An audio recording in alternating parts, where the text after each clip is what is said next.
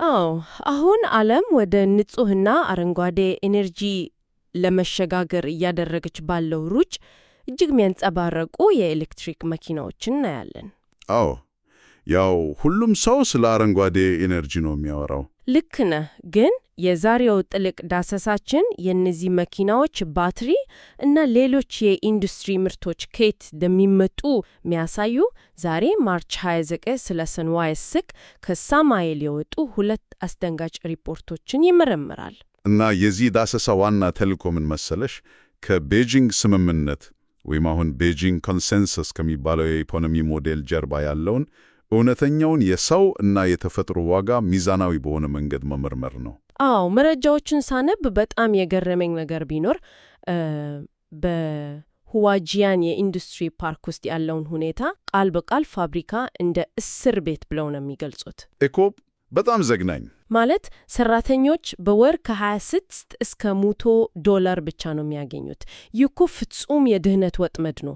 ምርትን ለማሳደግ ደግሞ አካላዊ እና ስነ ልቦናዊ ጥቃቶች ይደርስባቸዋል። ልክ ነሽ። ግን ቆይ ይሄ ሊገባኝ አልቻለም። እንዴ እነዚህ ትልልቅ ኩባንያዎች በዓለም አቀፍ ኦዲተሮች አይመረመሩም እንዴ? ማለት ኦዲተሮቹ እንዴት በቀላሉ ይሸወዳሉ? ያው ኦዲተሮቹ የሚመረምሩት ወረቀቱ ነው። ዋናው ማታለ እዚህ ጋር ነው ያለው። እንዴት? ኩባንያዎች ሰራተኞቹን የተጋነነ ቁጥር በሰፈረበት የውሸት የክፍያ ሰነድ ላይ በግዴታ እንዲፈርሙ ያደርጋሉ። ስለዚህ ኦዲተሩ ሲመጣ የሚያየው የተስተካከለ ሪፖርት ነው። ዋው! ዋናው አደጋ ግን ከዚህም ይልቅ ሬጉላተሪ ካፕቸር ወይም የቁጥጥር ስርዓት መላላት የሚባለው አሰራር ላይ ነው። ማለትም ተቆጣጣሪው የመንግስት አካል ራሱ በኩባንያዎቹ ቁጥጥር ስር ውላል ማለት ነው። ልክ የቤተ ጠባቂ ለሌቦቹ በሩን ከፍቶ እንደሚያስገባላቸው አይነት። አዎ በትክክል። በመግባቢያ ስምምነት ወይም ኤምኦዩ ስትራቴጂ አማካኝነት ባለስልጣናት የቻይናን ኢንቨስትመንት ላለማጣት ሲሉ የቁጥጥር እረፍት ይሰጣሉ።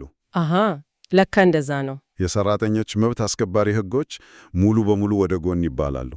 ማህበረሰቡም አቤቱታ ሲያቀርብ የጸጥታ አካላት ባለሀብቱን በመደገፍ መብት ጠያቂዎችን የልማት ጸር አድርጎ ይፈርጃሉ። እንግዲህ ለሰራተኛው መብት እንዲህ በሩን ከከፈቱ ለአካባቢ ጠበቃም ያው መሆኑን ነው ማለት ነው። ያለምንም ጥርጥር ይኸው የህግ ክፍተት እና ብዝበዛ የሀገሪቱን አፈርና ውሃ እንዴት እንደመረዘው መረጃዎቹ በግልጽ ያሳያሉ። በተለይ የኬንቲቻ እና ሌጋ ደንቢ ማዕድን ማውጫዎቹን ብንመለከት እዚህ አካባቢ የቆሻሻ ማጥረቃቂያ ግድቦች ወይም ቴይሊንግ ዳምስ መፍረስ ትልቅ አደጋ ነው ያመጣው። ግድቦቹ አስተማማኝ አልነበሩም ማለት ነው? በፍጹም። እነዚህ ግድቦች ማለት ከማዕድን ማውጣት ሂደት የሚወጣውን መርዛማ ፍሳሽ እና ዝቃጭ አግዶ የሚይዙ ግዙፍ ግን ብዙ ጊዜ አስተማማኝ ያልሆኑ ግድቦች ናቸው። እና ሲፈረሱ ምን ተፈጠረ? እነዚህ ግድቦች ሲፈረሱ ዩራኒየምና ቶሪየም የተባሉ መርዛማ ንጥረ ነገሮች በሺዎች የሚቆጠሩ አርብቶ አደሮች ወደሚጠቀሙበት ሞርሞራ ወንዝ ተቀላቅለዋል። ፈጣሪ ሆይ! እነዚህ ግድቦቹ ቀደም ሲል በሜቴክ አመራር ስር ሆነው በቻይና ቴክኖሎጂ ሲተዳደሩ የነበሩ መሆናቸውን ሪፖርቱ ይገልጻል። አዎ፣ ውጤቱ ግን ዘግናኝ ነው። የከብቶች እልቂት፣ በአካል ጉዳት የሚወለዱ ሕፃናት መጨመር እና የመሬት መካንነት ተከስቷል።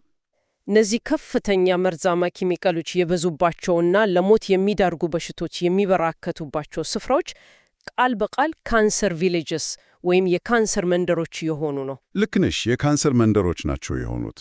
ማለት የኤሌክትሪክ መኪና ባትሪ ለማምረት የሌላውን ሰው የመጠጥ ውሃ መርዝ ማድረግ እንዴት ነው አረንጓዴ አብዮት የሚባለው? የሞራል ተቃራኖ እሱ ጋር ነው። ልማት ቅድሚያ፣ አካባቢ ጠበቃ በኋላ የሚለው ሞዴል ያመጣ እውነታ ነው። በጣም ያሳዝናል። አስቢው 87.7 ሚሊዮን ቶን የሊቲየም ማዕድን ማውጣት ላይ ብቻ ሲያተክሩ ማህበረሰቡ ይወድማል። አዎ፣ አካባቢው በመበከሉ ምክንያት በተፈጠረው የኢኮኖሚ ቀውስ ሕፃናት ሳይቀሩ አደገኛ በሆኑ የወርቅ ማውጫ ስፍራዎች ላይ ፍርፋሪ ለመሰብሰብ ተገደው ለአደጋ ተጋልጧል። ነገሮችን ስናገናኛቸው ይህ የብዝብዛ መሰረተ ልማት ሞዴል የሚባለው አካሄድ የሰውንም ሆነ የተፈጥሮን ሀብት ልክ ጊዜው ሲያልቅ እንደሚጣል ዕቃ ነው የሚቆጥረው። ትክክል።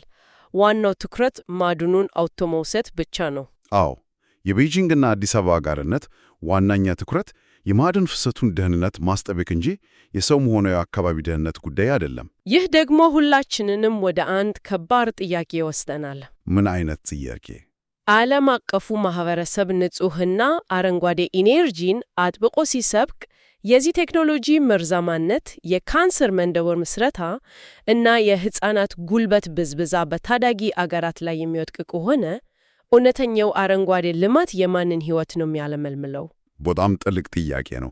የችግሩን ስር እና የእድገትን እውነተኛው ዋጋ ሳንረዳ የመፍትሄው አካል መሆን አንችልም። በእርግጥ እና ይህንን ውስብስብ ርዕስ ዛሬ ማርች 29 2026 በወጡት መረጃዎች ላይ ተመስርተን ነው የዳሰስነው።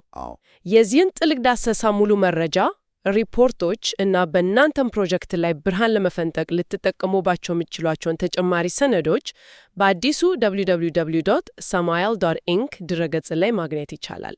እንዲሁም ይህ ዝግጅት በስፖቲፋይ፣ አፕል ፖድካስት፣ አማዞን ሚውዚክ፣ ካስትሮ፣ ፖድቢን እና ኦዲብል ላይ ይገኛል። እንግዲህ የሚያንጸባርቁ ነገሮችን ሁሉ ስናይ ሁልጊዜ ከጀርባው ያለውን ዋጋ መጠየቅ አንርሳ።